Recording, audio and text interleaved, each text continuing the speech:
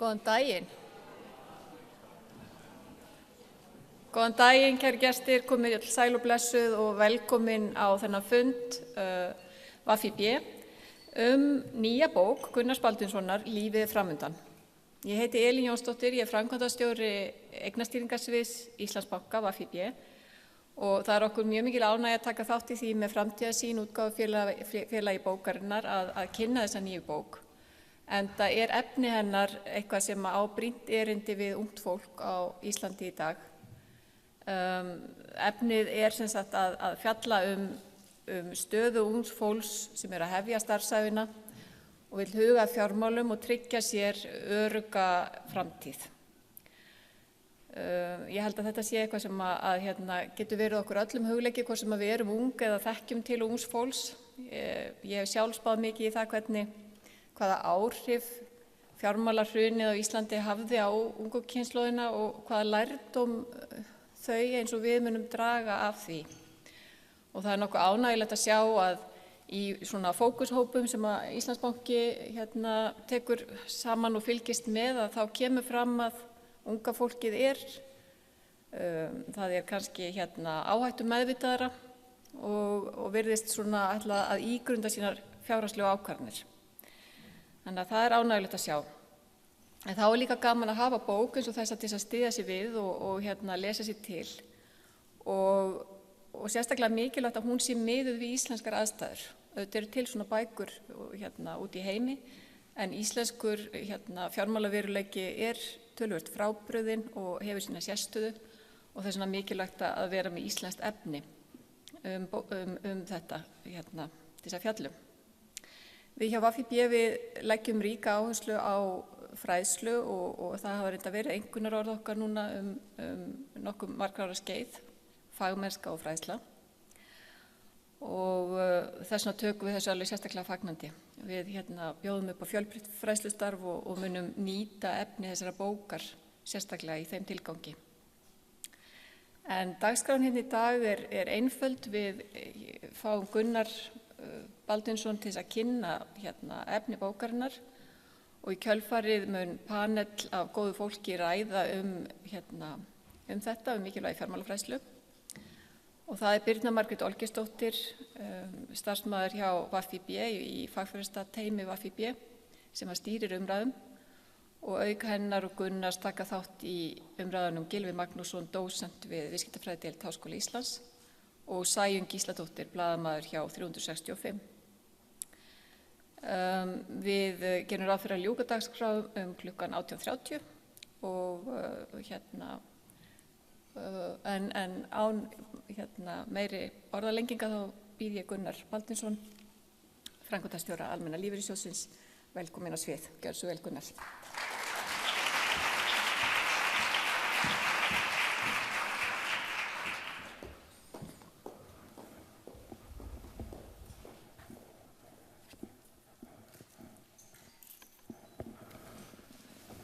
Komið í sæl og takk fyrir að koma og gleðast með okkur við útkomu þessara bókar.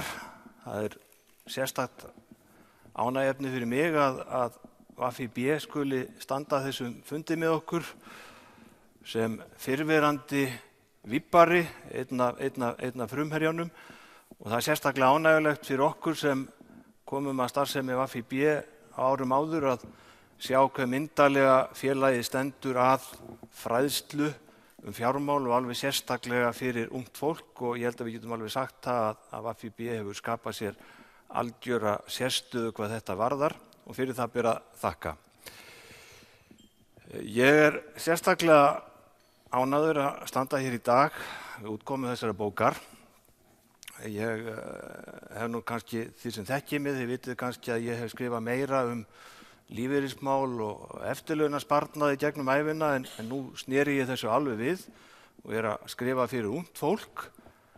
Ég á ekki hugmyndina, hún Björg mín á hugmyndina og þetta kom nú þannig til að oftast þegar ég að skrifa greinar þá labba ég með það til hennar því búin og segi má ekki biðja að lesa þetta yfir.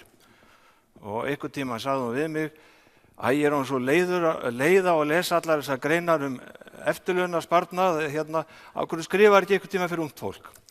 og það var svona kveikjan og þegar ég fór að hugsa málið þá áttaði ég mig á því að það er mikil þörf fyrir efni af þessu tagi. Við vitum það að það er ekki mikil fjármálakennsla í skólum og kannski ekki fyrr en komið í háskóla og þá sérstaklega á viðskiptasviði að þar fer kennsla í fjármálum fram. En sú kennsla er fyrst og fremst kennsla í corporate finance eða portfolio management, þetta sem þessi efnisflokkur fjármál heimila, það hefur lítið verið til það og alveg sérstaklega þá það á miðað við íslenskar aðstæður. Nú, bókin sem kemur út í dag, hún er nú, ég hef sagt, það er engar töfralausnir í henni. Það eru í henni leiðbeiningar í fjármálum fyrir þá sem er að byrja að búa, þá sem er að byrja að vinna. Og megin skilaboðin þau að hvetja fólk til að hugsa til langstíma, gefa sér tíma til að hugsa fjármálin. Bókin er í 6 köflum. Fyrsti kaflinn er einhvers konar inngangur og heitir ævilangt verkefni og þar sem er svona fjallað almennt efnið og höfundurinn er að kveikja áhuga hjá þeim sem er að lesa. Þar eru meðal annars 5 tímalaus ráð í fjármálum sem eru undirstaðan undir allt efnið í bókinni. Annar kaflinn heitir að byrja og hann fjallar þá sem er að koma á vinnumarkað, eru að ráða sig í framtíðarstarf, þá sem eru að byrja að búa, þá sem eru að finna sér húsnæði, þá sem eru að byrja að búa saman, það er að segja ólíka réttarstöðu þeirra sem eru í hjónabandi eða sambúð og loks er umfjöllun þá sem eru að hefja eigin rekstur. Þriðji kaflinn heitir eignir og sparnaður og þar er fjallað leiðir til að byggja upp eignir. Fjórði kaflinn heitir lán, geta verið lán eða ólán og fjallar skuldir. Og þegar ég var að skrifa bókina og var að fá aðstofafólk til að lesa yfir þá fannst mörgum þessi kafli sérstaklega áhugaverður og ég var spurður af hverju hefur ekki þennan kafla framar, þar þurfa allir að lesa þennan kafla. En þeir sem þekkja mig, þeir vita að ég er þrjóskur. Mér fannst skipta máli að leggja áherslu á eignauppbyggingu og að eignir væri á undan skuldum, þannig að ég hélt mig við það að skuldakaflinn væri númer 4.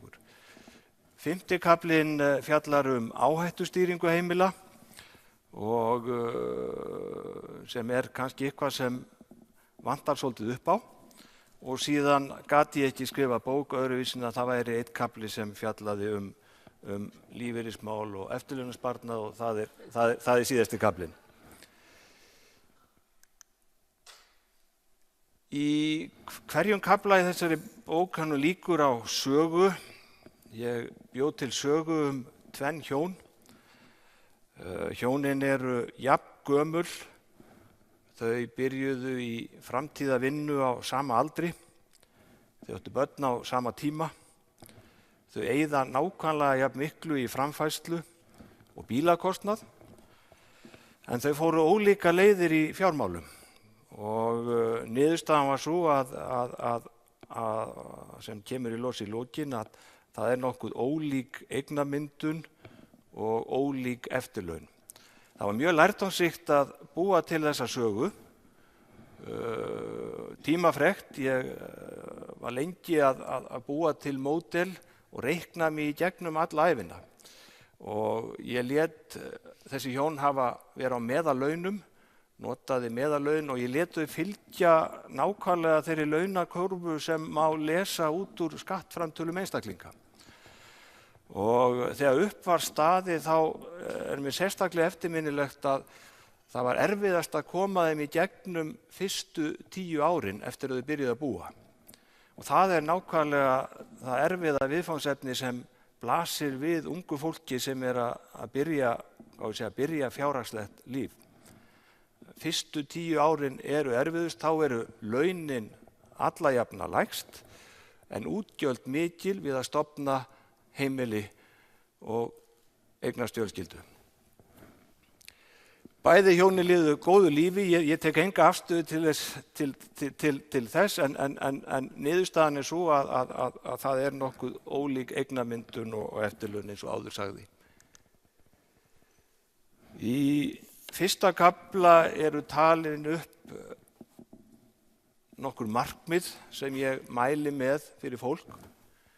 Sjáum það hér að það eru markmið fjárhagslegt sjálfstæði, eignir, skuldir, óvænt útgjöld eða tímabundin tekjumissi, varanlega óvinnufærni, fráfall og eftirlaun. Það eru markmið sem fólk getur sett sér varðandi þetta.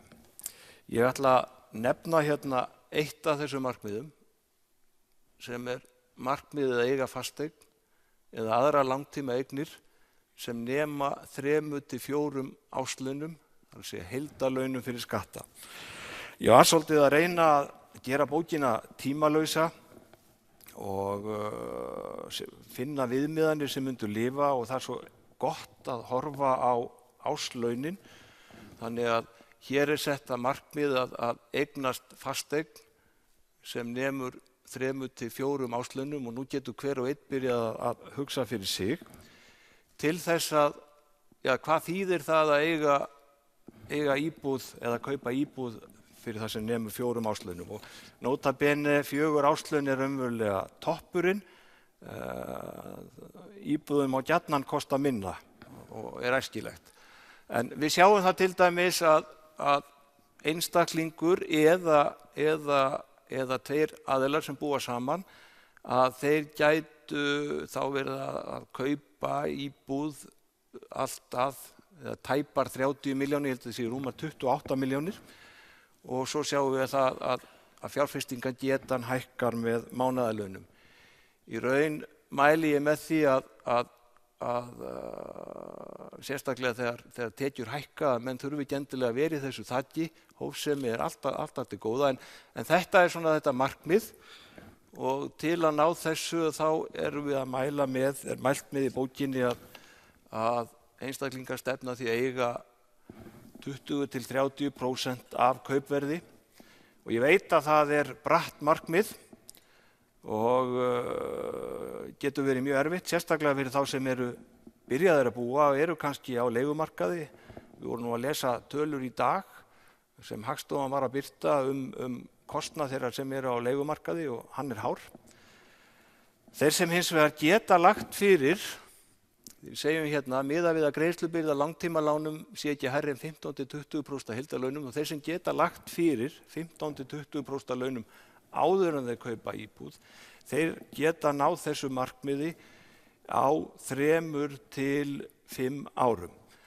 Og þá skiptir máli, og það getur skipt máli að fólk geti verið áfram í foreldrahúsum. Það getur skipt máli ef foreldrar vilja hjálpa ungu fólki að komast á stað, að hvetja ungt fólk til að vera áfram í foreldrahúsum meðan það að byggja upp þennan sparnað sem ráðlagt að eiga þegar fólk kaupir fasteign.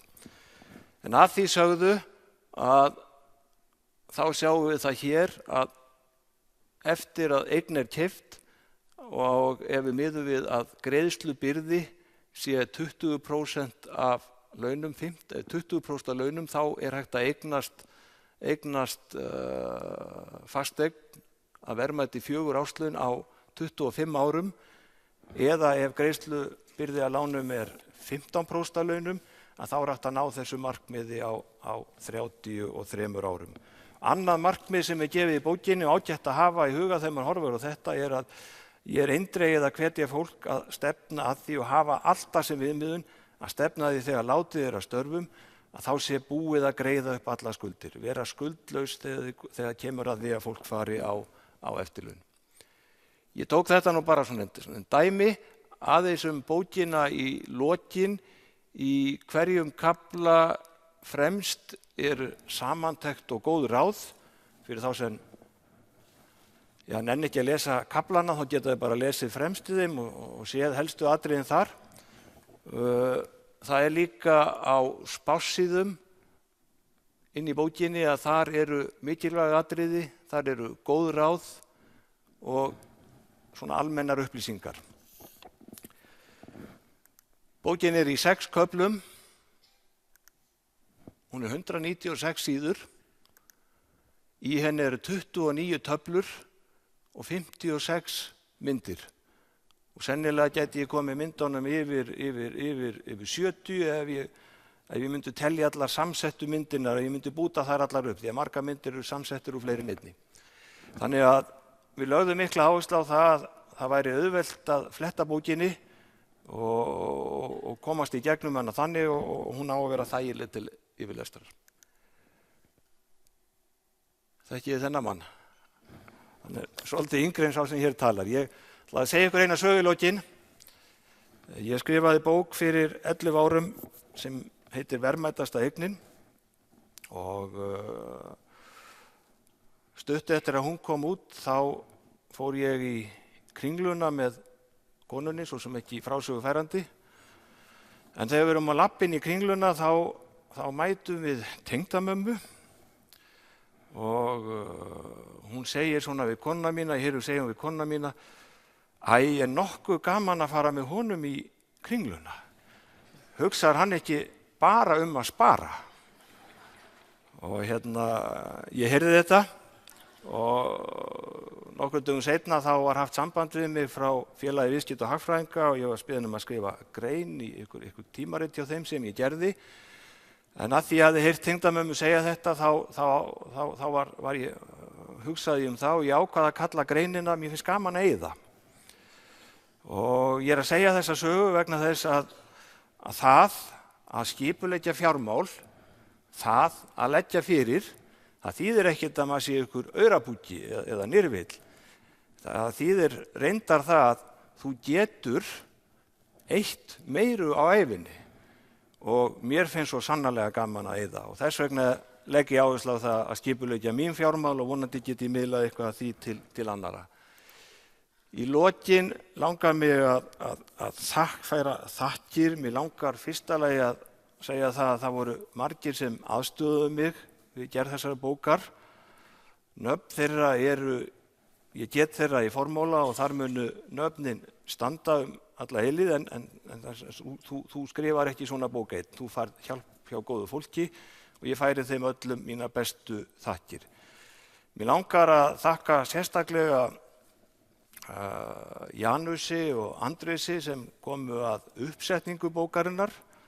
Janus Sigurjónsson sá grafíska hönnun og umbrot og kápuna og afrekaði það meðal annars að fá mig til að samþykkja að vera með blágrænan tón sem undirtón í bókinni og ekki bara mig heldur mig og útgefandann og það nú vel að sé vikið að samfara okkur tvo. Andrés Magnússon teiknaði myndirnar og við þurftum að bíða svolítið eftir þeim. Ég hélt að ég væri mjög flinkur að teikna myndir í Excel en ég eiginlega búinn að skipta skoðun eftir ég sá myndirnar frá Andrési. Þær eru æðislega flottar. Við langar líka aftur að þakka VFB og Íslandsbanka fyrir að koma að kynningu þessara bókar og ítreka það sem ég sagði í upphafi að VFB hefur skapað sér algjöra sérstöðu fyrir fræðslustarf og það ber að virða og þakka og ég þakka ykkur kærlega fyrir að koma eins og ég segja að kynningu bókarinnar. Og svo ætla ég að þakka útgefandanum, honum Pétri Árna fyrir samstarfið. Hann var ekki búið en hann hefur verið alveg frábær að vinna með. Mikið frumkvæði, hugmyndaríkur og það vantar ekki hann í stjórnsamur. Við Pétur tengjumst fjölskylduböndum og við erum búin að skiptast á skoðunum í fjölskylduboðum í 20 ár. En héðan í frá að þá munum við bara ræða útgáfumál í fjölskylduboðunum. Takk ykkur kærlega fyrir komuna.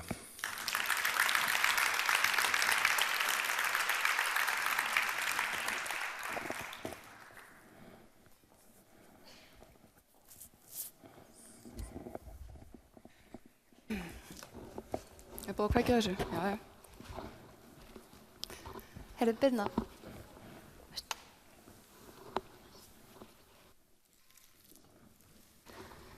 Kæra þakkir fyrir gott erindi, Gunnar, og innilega til hamingju með bókina. Takk. Sem ég tel vera mjög tímabæra. Og við hjá VFB fögnum náttúrulega svona útgáfum því að við viljum alltaf leggja mikla áherslu á að auka svona við færni fólks í fjármálum og teljum þetta vera mjög góða búbót í það. Vil ekki bara fá okkur smá kaffi og svona hafa aðeins kósí þegar við byrjum? Já, ég var alveg til í það. Það er þetta svolítið heimilislegt.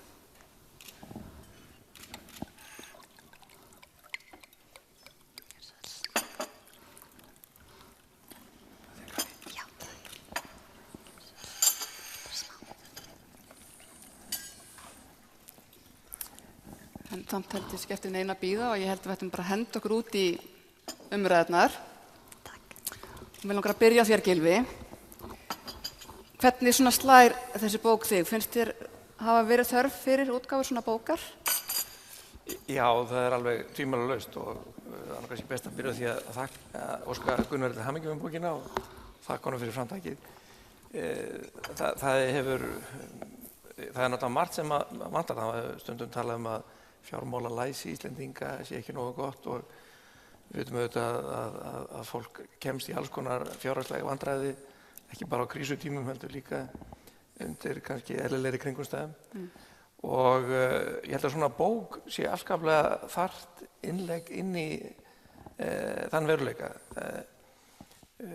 Kannski því miður þá munum nú þeir helst lesa þetta sem hafa kannski stjórn á sínum fjármálum eða þann aga sem þarf. Já, hafa mestan áhugann. Hafa mestan áhugann en það væri afskaplega þarft eða það væri hægt að miðla þessum fróðleik með einhverjum hætti víðar og þá líklega best að gera það annarkvort með svona framtaki eins og VFB og aðrir að standa fyrir eða í gegnum menntakerfi.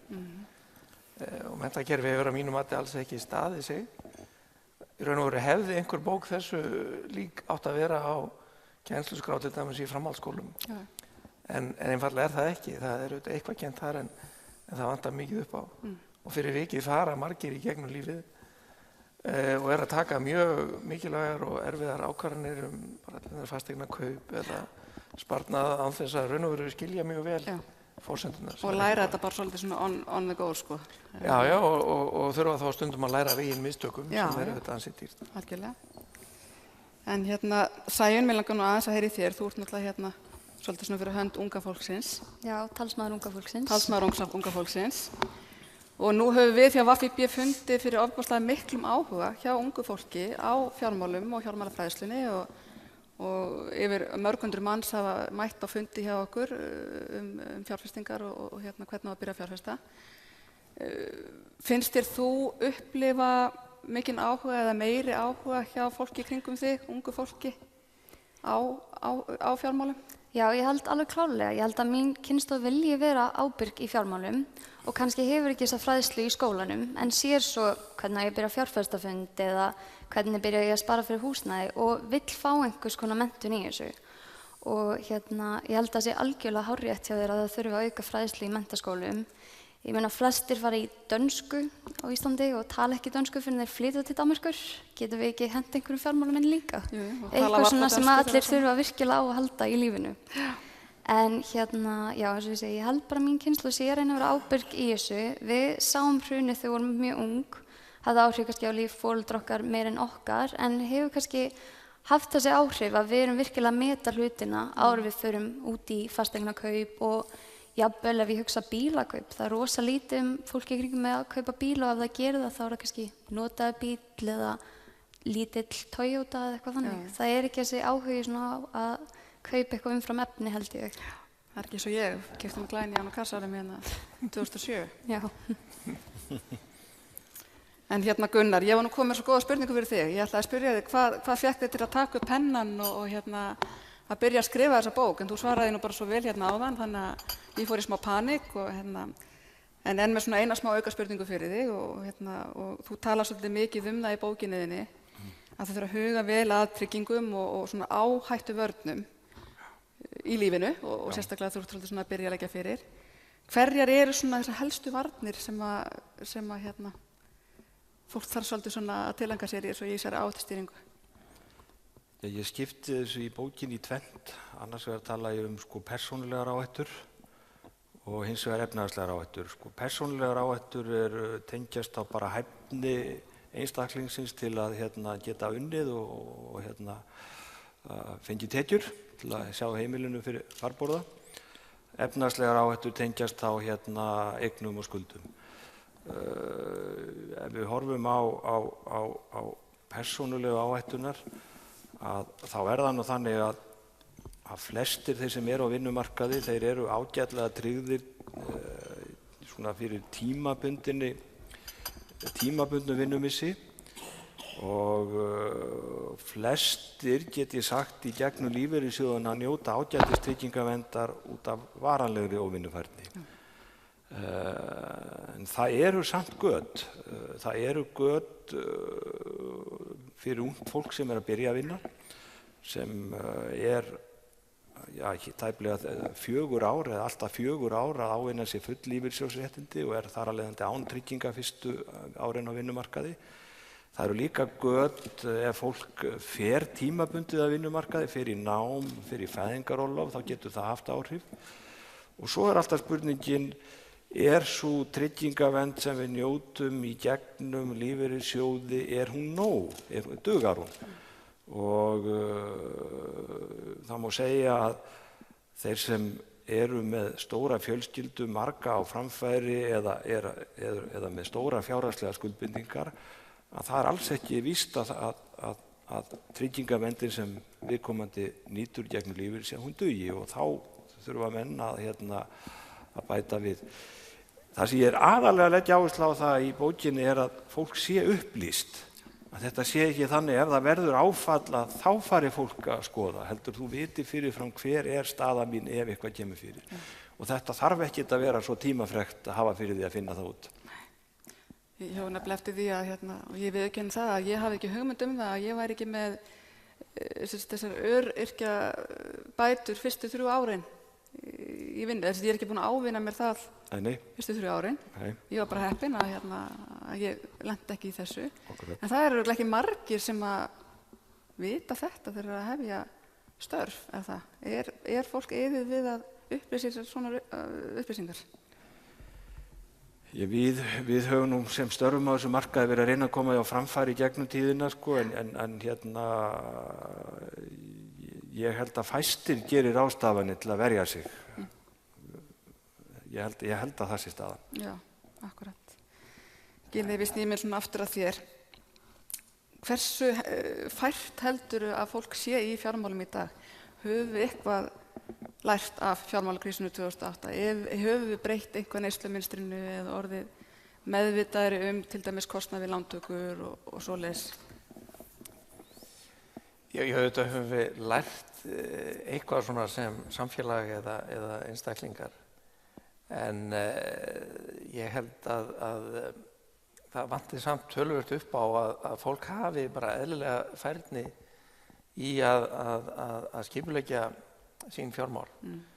Og mér fannst mjög góða punktur hjá Gunnari í lok kynningarinnar að þetta snýst ekkert það að vera einhver nirvill og leyfa sér aldrei nokkuð skapaðan hlut, heldur að vera með ákveðna forsjálni og taka skynsamlegar ákvarðanir og leyfa sér það sem að maður ætti á hverjum tíma. Já. Og ég held að það sé gríðarlega mikilvægt, ekki bara því að það er mjög dýrt að vera með allt á hælunum, vera að velta undan sér einhverjum skammtímalánum og í talningum að lenda í einhverjum vanskilum og einhverju slíku, Því það er líka dýrt að hafa áhyggjur af fjármálunum allan tíman vegna þess að maður veit ekki alveg hvernig maður á að bara ná að greiða næsta vísareikning eða eitthvað slíkt, og það eru margir í þeirri stöðu. Og það er svona einhver sálrænt kostnaður sem að kemur meðal annars fram í því að það er svona eitt af því algengasta sem að hjón er að rífast sem að leiðir til skilnaðar, að þau eru ósátt með fjármálin. Þannig að það að eyða smá tíma, kannski ágætt að byrja á því að lesa þessa bók og eyða svo smá tíma í það að hugsa skynsamlega og skipuleggja fjármálin, að það getur verið besti fjárfestingarkostur sem að völ er á. Já. Það var akkurat það sem ég var að mynda að hugsa hérna aðeins fyrir að funda. að þetta svona að fjárhagsáhyggjur eru örugglega með mestu streituvöldum í lífi fólks og það hlýtur að vera hægt og verður örugglega þjóðþrifaráð að fara að fræða aðeins fólk fjármál og tileinka sér kannski svolítið skynsamlegar sparnaðarleiðir og einmitt áhættu tryggingar til þess að reyna að koma kannski í veg fyrir svona kannski sálarkrísur í framtíðinni. Þetta ekkert spurning að sko vera að þarna fórna einhverju mjög miklu til skamstíma, heldur bara einfallega að svona kannski fresta ákveðnum hlutum og leyfa sér eitthvað seinna en ella og kannski aðeins minna húsnæði eða eitthvað slíkt. En það kemur svo margfalt tilbaka þegar það fer að líða á ævina eins og við sjáum að þessum pörum sem að Gunnar dró fram á sjónarsviðinu. Það voru svona, þetta var annað pari lifði aðeins hraðar en lifðu samt alveg fínu lífi og en það maður sér það í lokin að það munar nú alveg heil nokkrum milljónum þarna á eignastöðinni.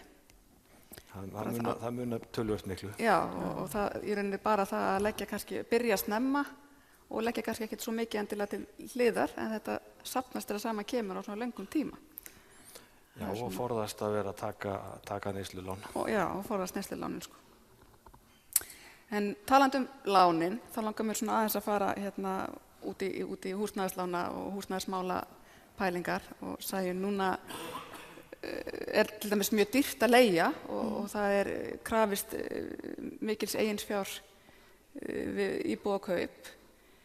Hvernig eins og þú og þínir jafnaldrar, hvernig berið ykkur að þegar þið eru að fara að fljúga úr hreiðrinu? Hvernig farið þið að búa mörg saman eða hvernig á maður að bera sig að? Já, ég held að þetta sé mjög erfitt og kannski einhver erfiðasti húsnæðis- og leigumarkaður sem við höfum staðið frammi fyrir lengi. Ég held sko að margir taka upp á því að leigja saman, ennþá fleiri eru bara heima hjá foreldrum sínum og ég hef miklar áhyggjur af því hversu margir sem geta keypt íbúð geta gert það þegar þeir búa heima eða fá hjálp frá foreldrum sínum. Ég held að sé stéttaskipting að myndast þarna sem við þurfum virkilega að huga að. Vegna þess að þeir sem geta ekki verið heima þurfa þá að fara snemma út að leigja og það getur verið virkilega erfitt þó þeir reynir sitt besta að spara að leggja fyrir á meðan þeir sem eru heima hjá sér geta kannski lagt fyrir mun hraðar og þá eignast eitthvað mun hraðar líka. Og allavega ég get sagt að allir vinir mínir sem eru búin að kaupa hafa annarkvort fengið hjálp frá foreldrum sínum eða eru búin að kaupa og leigja út íbúðina sína í 1-2 ár, jafnvel Airbnb, á meðan þau eru heima til þess að borga það niður. Og auðvitað þetta fólk að haga sér en skynsamlega og það getur og það frábært að þau séu að haga sér svona. En ég veit að þetta minnihluti og þetta virkilega veldur mér áhyggjum og þú veist, nú á ég samstarfskonu sem 30 og býr í kommúnu eins og hún kallar það, þau leigja 5 saman í Vesturbænum og hún með ágætis tekjur en þetta var svona besta í boði hjá henni og það segir svolítið mikið hvernig þetta Já. Þetta aðeins öðruvísi heldur 2004 þegar allir gátu fengið bara 100% lán og hent sér út í íbúðakaup. Ég held að sé bæði lánin og líka bara hvað lítið í boði. Það vilja eiginlega allir ungir svona miðsvæðis íbúð í miðbænum, Austurbænum, Vesturbænum sem kannski 80 fermetrar, kannski 2 herbergi, þurfa ekkert meira en það og þessar íbúðir eru einfaldlega ekki til og þær sem eru til þá kannski vill eigandinn frekar leigja út á Airbnb eða leigja út til einhver sem getur borgað hærri tryggingu og ég held að þetta sé bara rosalega stórt vandamál. Eins og ég að vinna með einum sem fann loksins íbúð til að leigja og hann sagði, já, þetta mjög flott, ég var fann að pælja að flytja bara aftur út á land þann sem hann og viljum við missa þannig fólk bara út af þessu. Góða punktur. Og talandi húsnæðislánin, Gylfi, núna hefur oft verið alltaf svolítið talandi mikið verðtryggingu og verðbólguna og það sé slæmt að taka verðtryggð lán af því að það svo dýrt og það náttúrulega til alls konar útlánaform og kannski erfitt fyrir einstaklingar sem kannski ætla að fara að kaupa sér húsnæði og það hægt að velja þarna verðtryggt lán, óverðtryggt lán, fastir vextir, breytilegi vextir, jafngreiðslulán, jafnar afborganir. Hvernig á almenningur í fyrsta lagi það bara að reyna að velja sér lán við hæfi og ef hann getur ekki ráðið við afborganir af óverðtryggðum lánum, það bara tabú að fara að taka verðtryggt lán? Nei, það náttúrulega ekki tabú, sko, einfaldlega vegna þess að eins og Gunnar reyndar rakti ágætlega þá það fólk sem svona það byrja á þeim aldrei að fara að kaupa sér húsnæði að það oft með mjög bara á mjög erfitt með að ná endur saman, þannig að útgjöldin eru hæst, þau eru búin að leggja lítið til hliðar og tekjurnar eru yfirleitt lægri fyrstu árin eftir maður kemur á vinnumarkaðinn heldur en kannski þegar fólk er orðin 50. Já.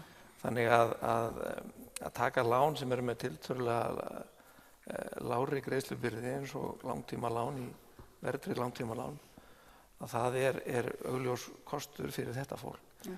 En ókosturinn eru líka auðvitað vel þekktir. Það er verulega áhætta að vera með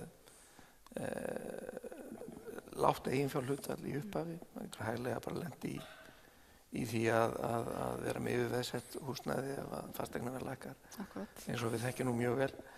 Þannig að þó að það sé mjög skiljanlegt að fólk fari út í verðtryggð langtímalán af því einfaldlega það ræður ekki við afborganirnar af öðrum tegundum lána, að þá er þetta alls ekki ákjósanleg staða og það fyrir auðvitað hver og einn að reyna að bjarga sér eins sem best hann getur, en maður lítur líka að spyrja sig hvort að það vanti ekki eitthvað sem að samfélagið eða markaðurinn getur boðið þessu fólki.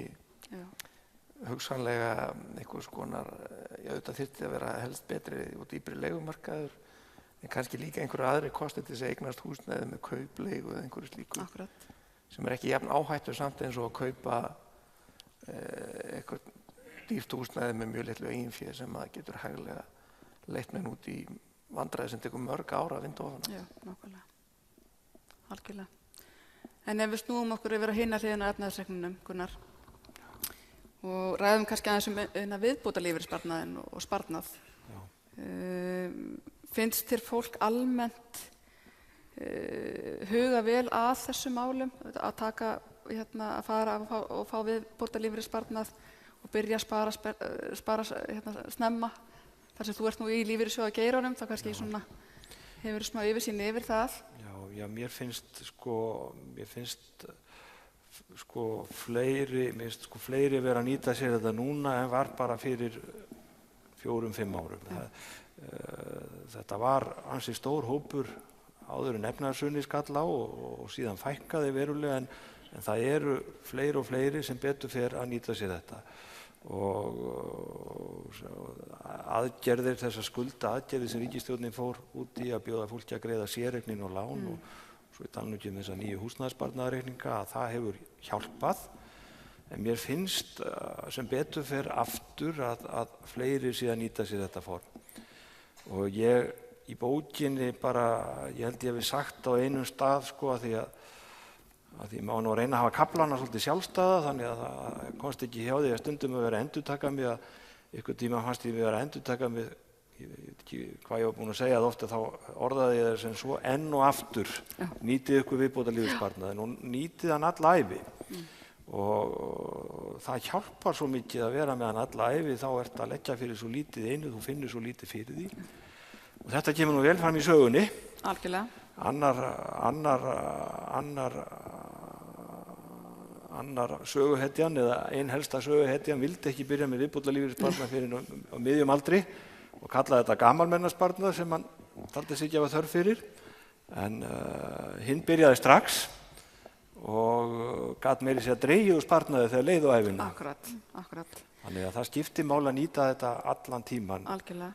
En eru fyrirtæki eins og starfsmannastjórar, eru þeir að benda starfsfólki á þessa möguleika? Er fólk nógu meðvitað viðbótarlífeyrissparnaðinn og bara í rauninni nauðsyn þess að byrja snemma að nýta sér hann? Ég held að þeir sé að benda á viðbótarlífeyrissparnaðinn. Ég veit eins og ekki hversu langt þeir ganga í fræðslu eða það sem þeir eru að segja við unga starfsmenn, en ég held að það sé yfirleitt benda á þetta. Já, og líka bara því að þarna eru það að fá í rauninni 2% framlag frá fyrirtækinu sem að þeir verða af ef það taka ekki upp þennan sparnað.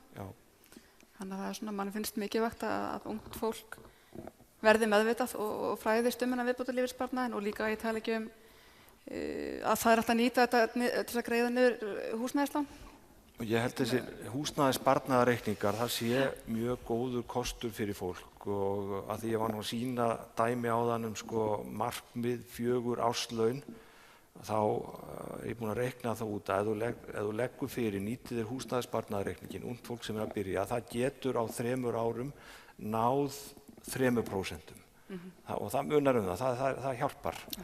Og við erum búin að heyra það eru hugmyndir að þetta sparnaðarform lifi og mér líst ágætlega á það.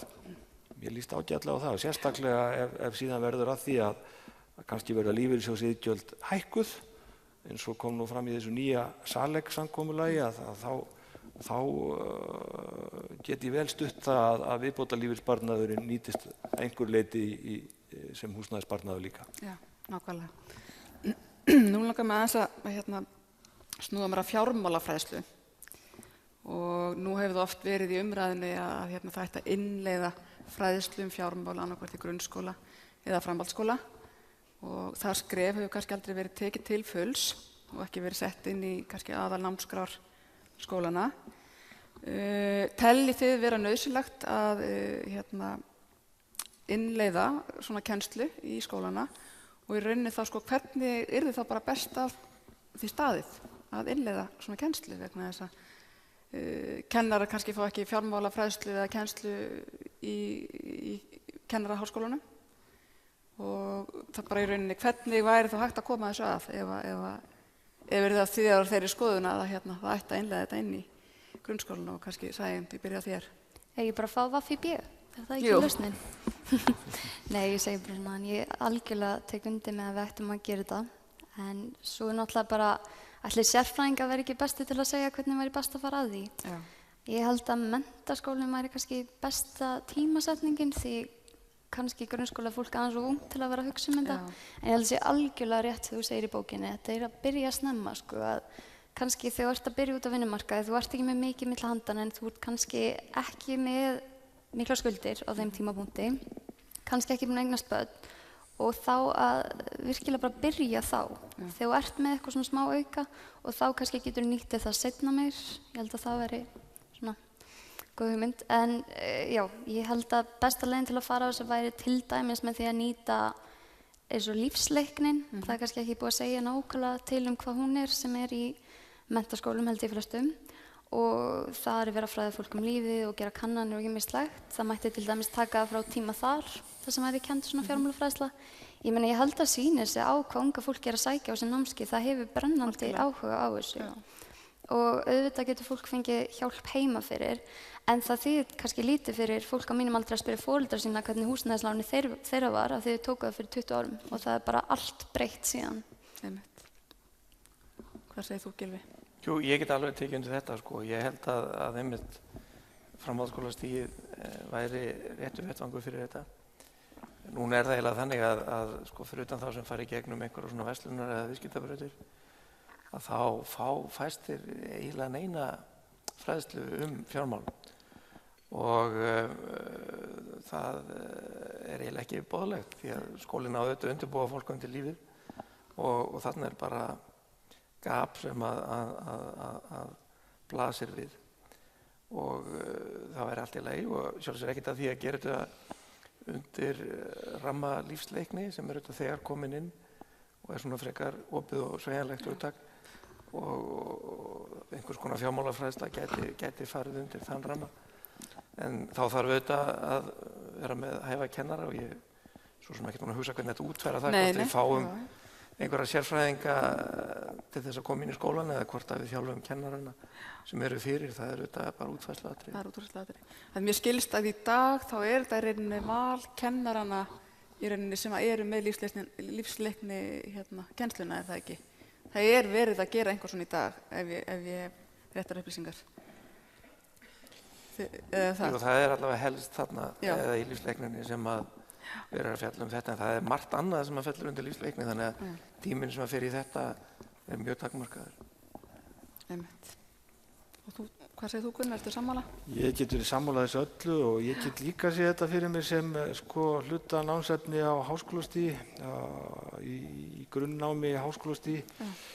Ég fór nú í útvarpi í morgun og þegar ég var að koma út úr stúdíói þá mætti ég manni sem hafði verið að hlusta og hann greip mig og sagði, þegar ég var alveg í Bandaríkjunum þá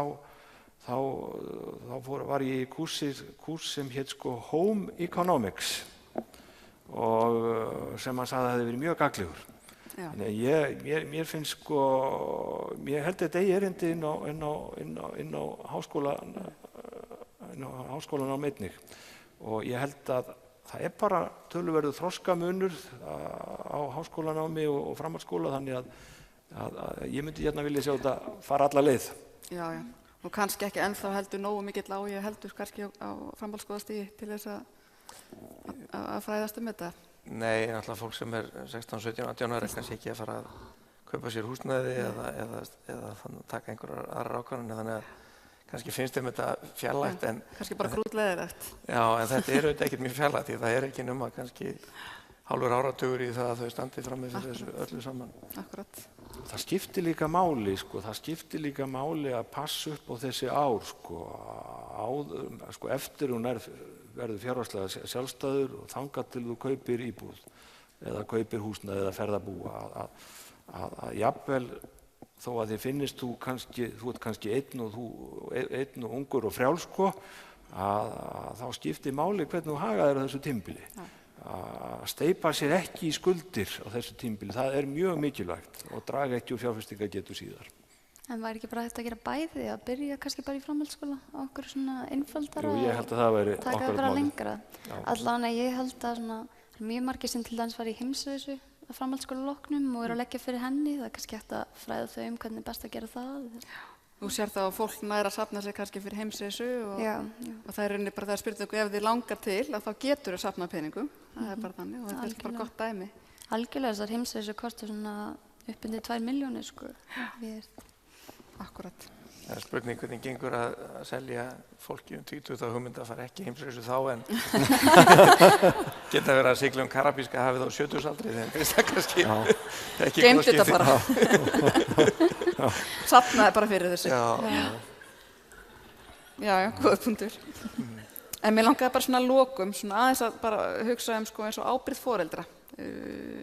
Það kannski á þeirra ábyrgð að byrja kannski að leggja eitthvað fyrir börnin og í rauninni eru foreldrar og kannski bara duglegir að brýna bara fyrir börnum mikilvægi sparnaðar. Sæunn, ef ég byrja á þér.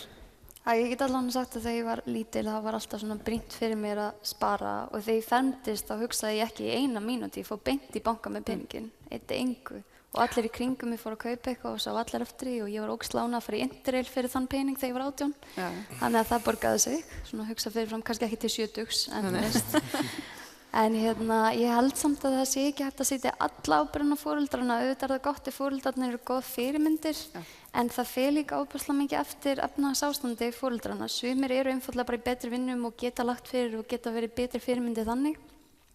En ég veit líka að mjög margir fá skýrnareikninga sem foreldrarnir leggja inn á og það auðvitað bara mjög gott að blessa hafa eitthvað þannig. Þið sammála þessu strákar, Gylfi? Já, auðvitað geta bera foreldrarnir ábyrgð á uppeldi barna sinna og í þessu sem öðru og þannig að þeirra ábyrgð mikil og hlutverk. En við verðum líka að hafa samfélagið þannig að ungt fólk sem kemur ekki af stöndugum foreldrum að það geti náð að mennta sig og kaupa sér húsnæði og annað. Þannig að við getum ekki treyst á foreldrana. Það verður að vera til staðar kerfi og samfélagi sem að gefur öllum möguleika á því að lifa þessu lífi sem að pörin hans Gunnars lifðu. Algjörlega. Eitthvað sem þú vilt segja Gunnar að lokum? Já, ég bara hvet foreldrar að kaupa þessa bók og gefa börnunum sínum. Akkurat. Herði, ég þakka kærlega fyrir góðar umræður og ykkur í salnum fyrir áheyrnina og fólkinu heima líka sem að fylgjast með á netinu. Og vil minna á næsta fund VFIB sem að verður haldinn 19. nóvember í höfuðstöðvum Íslandsbanka niður á Kirkjusandi. Og sá fundur fjallar hvernig fjárfesta eigi myndlist og hann verður milli klukkan 5 og 6. Og ég vona bara að ég sjá okkur sem flest og ég vona að þið farið sem flest heim og dembi ykkur út í lestur bókarinnar, þessar fínu bókar hans Gunnars. Kæra þakkir.